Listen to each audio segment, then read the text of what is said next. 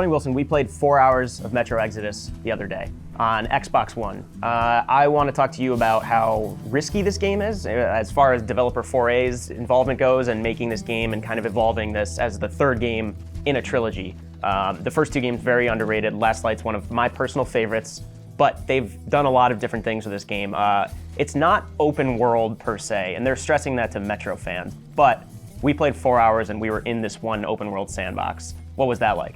So we've been using the term around the office semi-open world a lot, and I think that's a good way to describe it. Examples of that would be like God of War from last year, where you kind of have these larger biomes that you're going through. Tomb Raider is very similar to that, to where, yes, this is a big map, but you're going through multiple big maps throughout the game. You're not just going through directed levels, you don't have one giant world you're exploring the whole time, but you have essentially large chapters of a map. It's still that story, like Artyom, you're playing him again, and Miller and friends are going across the post-nuclear Russia on a train. There's gonna be 4 seasons. That kind of reminds me of The Last of Us. We were playing like the desert area. We spent 4 hours, and apparently I only completed like half of what I could have there. So they were saying size-wise, and I can't stress enough how big this is. It's obviously not like open world, Breath of the Wild big, but for a Metro game, I don't think people understand how big it is. I trekked maybe for 20 minutes, and I was like, that must have been most of the map. And I looked at my map, and I saw like where I came from and where I ended up. I was like, holy shit, that was only like probably a tenth of the map. They've got vehicles this time, and even with a vehicle, it's going to take you a long time to get from point A to point B. And the vehicles, like obviously there were vehicles before, but they were all on rails, being Metro. But we had like a van, this rickety van with, I love how there was like no suspension in it. It was very slipshod and everything and put together. Not even like a real ignition key. You literally get the door handle that you insert to get inside. I want to talk about how it works, how the loop of that scavenging, combat, stealth, quests works. I spend most of my time scavenging, and like the people there from Deep Silver were like, make sure you're always scavenging. And it's not a problem for me because in games like Fallout or earlier Metro games, I'm one of those person who hoards every possible bullet, and bullets were even literally a currency in the first 2 Metro games. But it took me a while because this game can be difficult. I ran out of ammo for both of my main weapons, had to switch to my sniper rifle in close quarters until I could get to a workbench. And like you said, you didn't get one till like an hour in or something. Yeah, it was probably an hour in before I got the opportunity to actually forge any ammo for myself. Because I did run out as well, so that sort of survival aspect of making every bullet count is still very much here. Even with bullets not being currency, it seems, in this game, with them being strictly ammo, you're still going to run out, and you're still going to be, saving that last shot, hoping that you're able to down one of these new humanimals in time.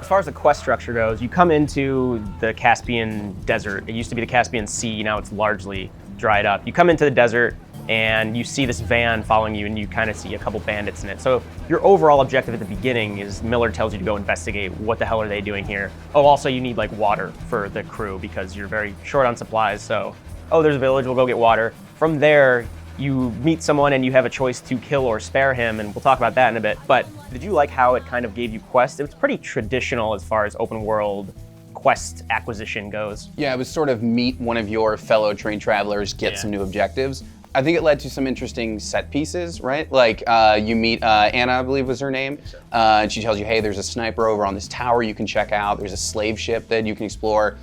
Despite it being an open world for you to explore of whatever scale it is, you still have these sort of set pieces and more directed experiences along the way. And even the main mission we were doing took us down into like this archives kind of area, and that felt very akin to one of the first 2 games, where it's a much more driven experience, much more of a level, to use that term, as opposed to a Metro world. spiders were there, you have to shine your flashlight on to flip them over and everything. Yeah, it was claustrophobic. Yeah, you have like a crawling through the vents moment where you're you got to turn off your flashlight to reload, so you hope you're not getting swarmed during those couple seconds.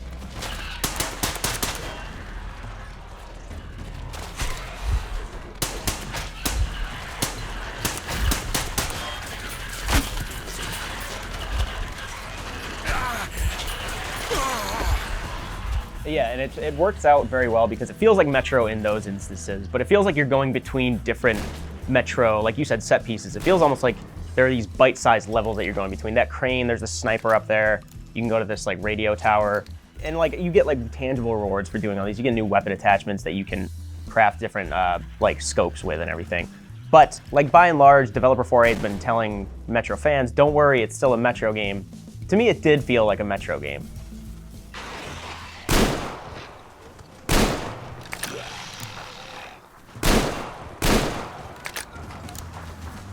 So I spared this first bandit, and then later on I went to sleep because you can rest to change to night or day, and the like shadows and the stealth are very much still Metro. If you're in the shadows, you're harder to see, obviously, and you can shoot out light bulbs, but I was going to approach that sniper, so I'm like, I'll rest, make it night. And I woke up, and the guy who I'd spared was staring right at me with his gang. He's like, don't worry, if I would have wanted to kill you, I would have already. Turns out he was trying to organize a coup to become the bandit leader, so he propositioned me to go kill the current leader. And I thought that was pretty cool. I mean, the games have been doing that for a while now. The choice of sparing him led to this quest.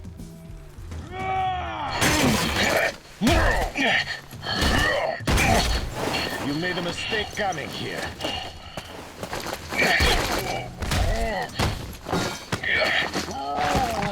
I surrender! I pulled my gun out on accident because he left me a gun as like kind of a bribe. So I picked it up and I was like aiming it at him on accident, and the whole gang pulled their guns like, whoa, what are you doing? We're just talking. I put my gun away. He's like, that's better. And that was cool, but it like broke my quest. And I want to talk about the jank because people have come to expect some rough edges in Metro games. Redux was a little better, but especially the original version of 2033. This game still, in my experience, had a lot of problems technically. It's important to note we were playing on a Xbox One dev kit.